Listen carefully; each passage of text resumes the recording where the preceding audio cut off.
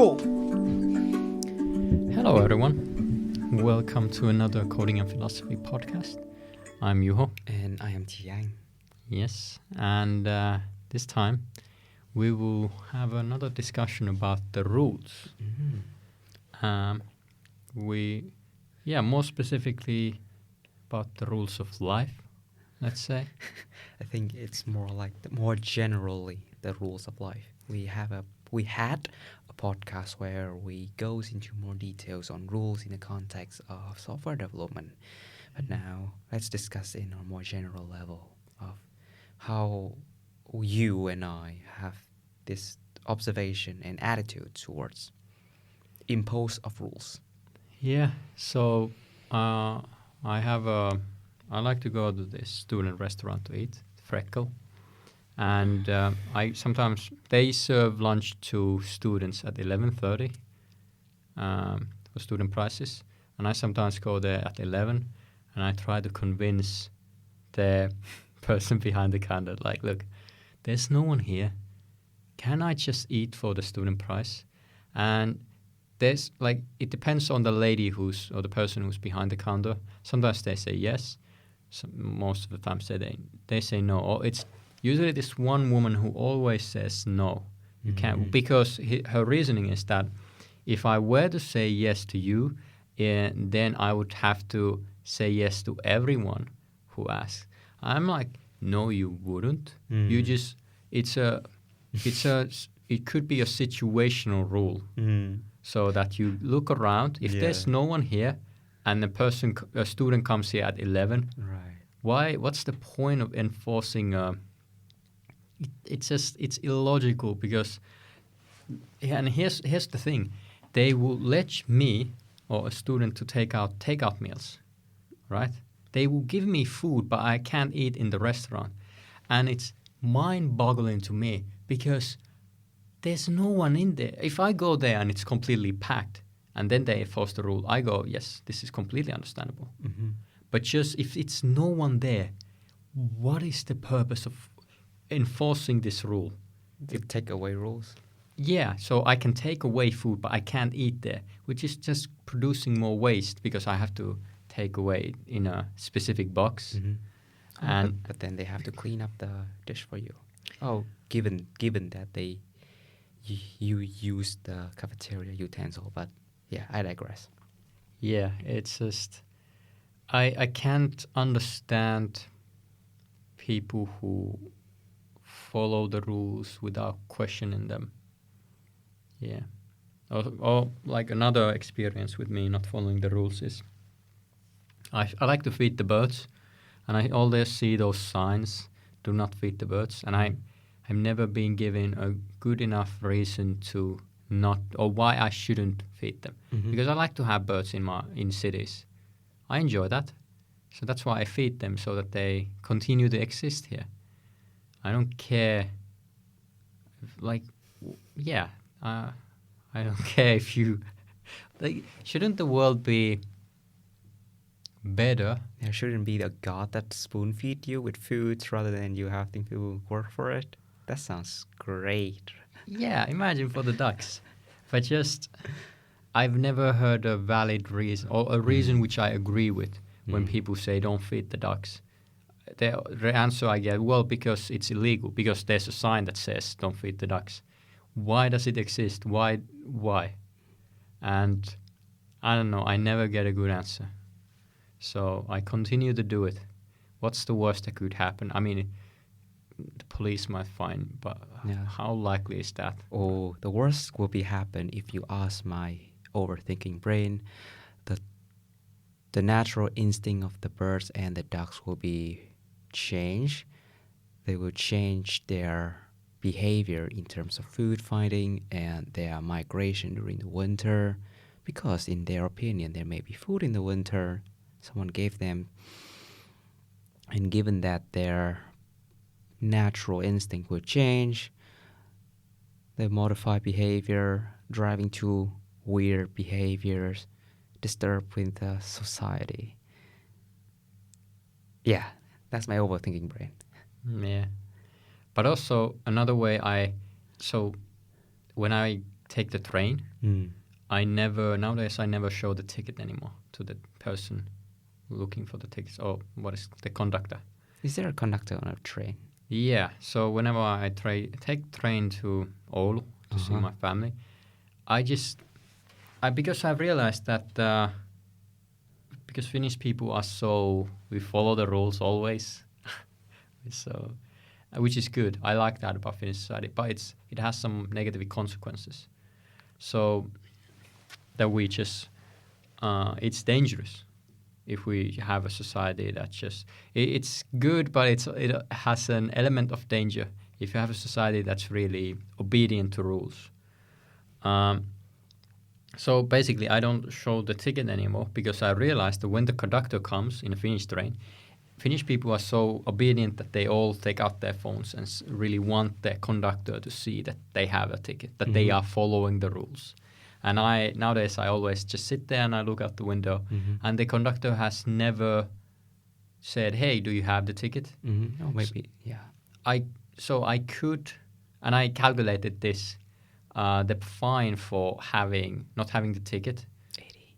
Yeah, you have to buy the ticket plus 80. But I've ridden the train for like 5 times and not shown the ticket. Mm-hmm. So it might be cheaper just to Take the risk. take the risk of. Okay. Yeah. Maybe it's situational because I also noticed that a conductor on Tampere tram, they explicitly ask the people who pulls out their phone for the ticket. Okay. So it's context dependent. Yeah. But yeah, so I guess it's not a rule that you have to pick out when the conductor comes, you have to pull out your phone and show it to them. Mm. But it's a habit, and it's a habit of, I think, Finnish people. No, they are specifically. collaborative. They are collaborative, and by all means, go for it. Yeah. But I just want to draw out the observation that in Tampere tram, the conductor will approach, look you in the face, ask you to pull out your phone. So if you plan to do it in here, be prepared and have a different strategy. But I've never seen a conductor in the tram. Oh, I have seen some. Yeah, again, Do they walk context dependent. Do they walk alone or with a group? In group. In groups. In group. So you can always say, I was already checked, unless they knows that this part of the train junk is checked by them. So it divides clearly where the part of the tram they would check. Well, you know what I've thought about? Mm-hmm. So what if I just challenge the conductor to a duel, or say like, hey, I'm not going to give you, I don't have a ticket and I'm not going to buy it and I'm not going to pay the fine. I'm just going to get out and leave. And is it because you figure out, are they really going to bother chasing me? Mm. Like, is the job do they take their job so seriously that they will go after me? Mm-hmm. You know? So I think even if you are, let's say, caught in the tram without a ticket, you can still get out.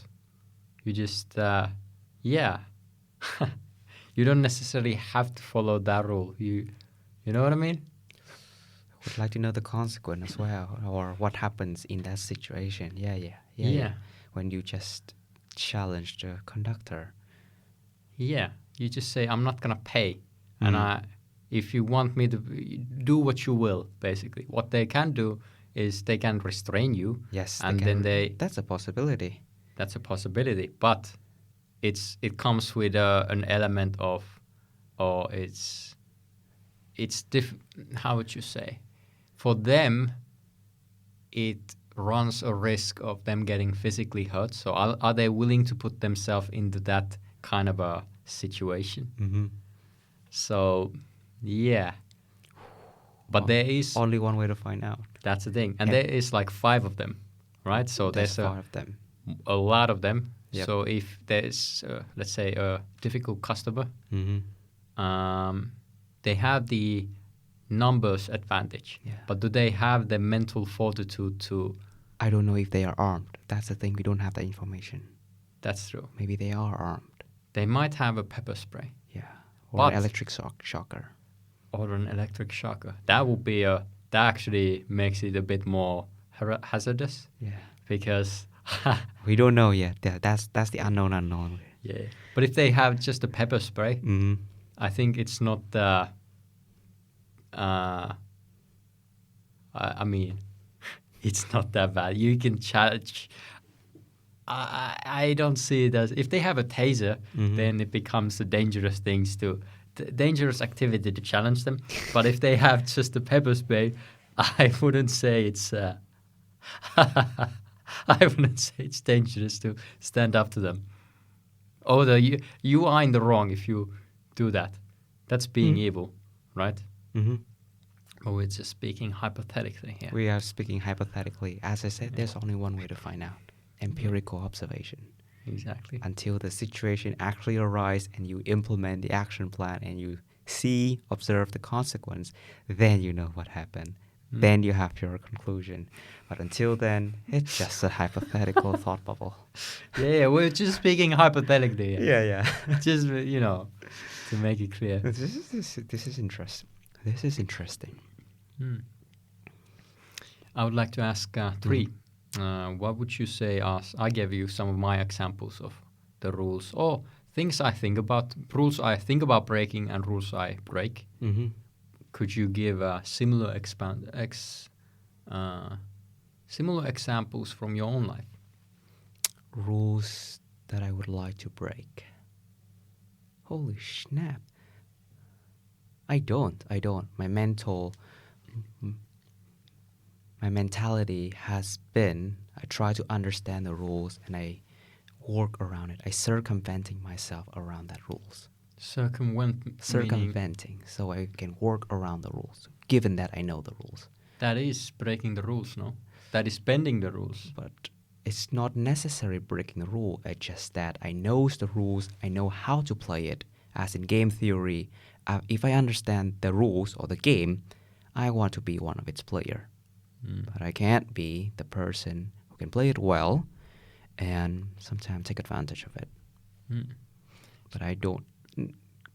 My brain doesn't generate a situation as you on how to break the rules.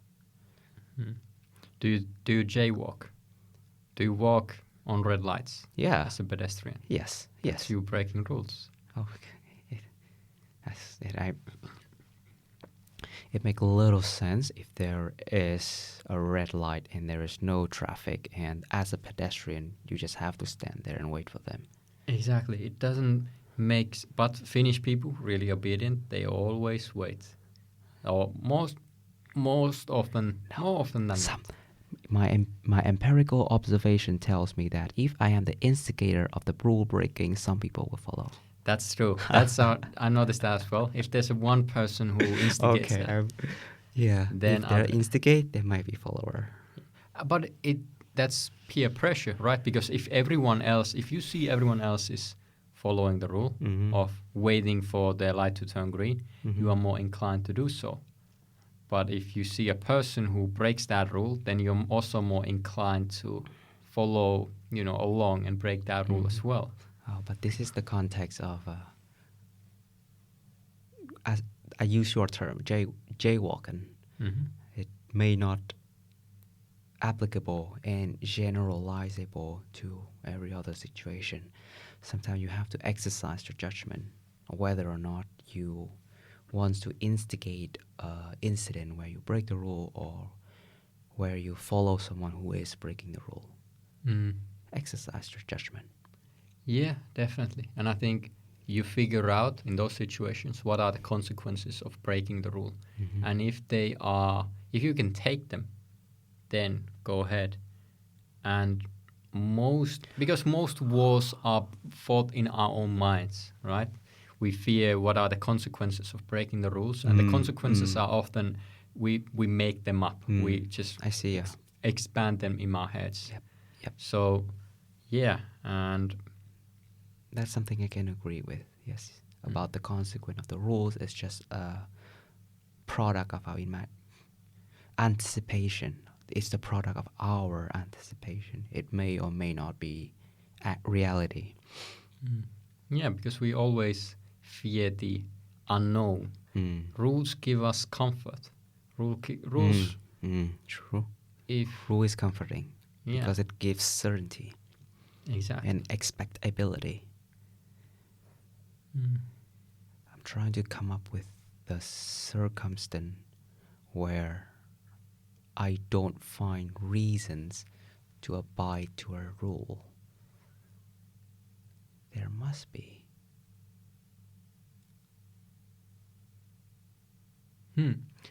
Well, I think we can. You can sit on it, and we can discuss it on the next Coding and Philosophy episode.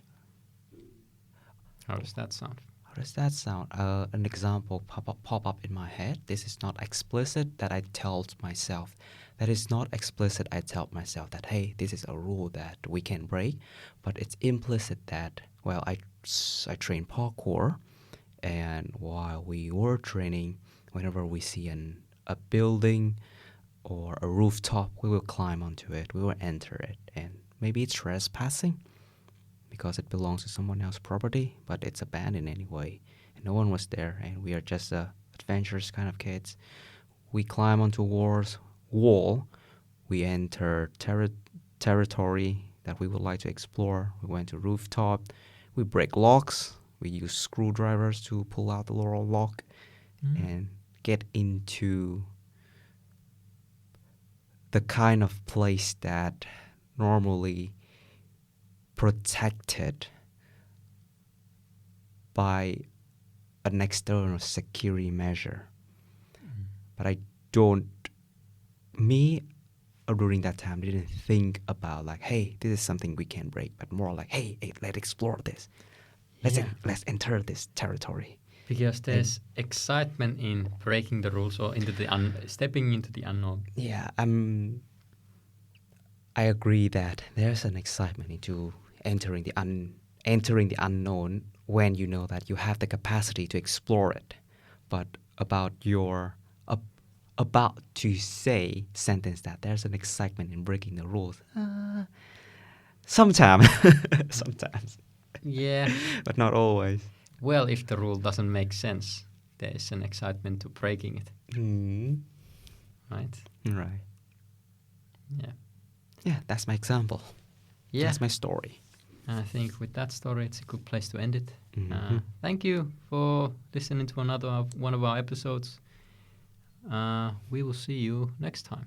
We will see you next time, and remember, keep on philosophizing. And breaking the rules. And when you see them, when you see it to be fit, break the rules. Viva la revolution. Goodbye. And keep on coding. Goodbye.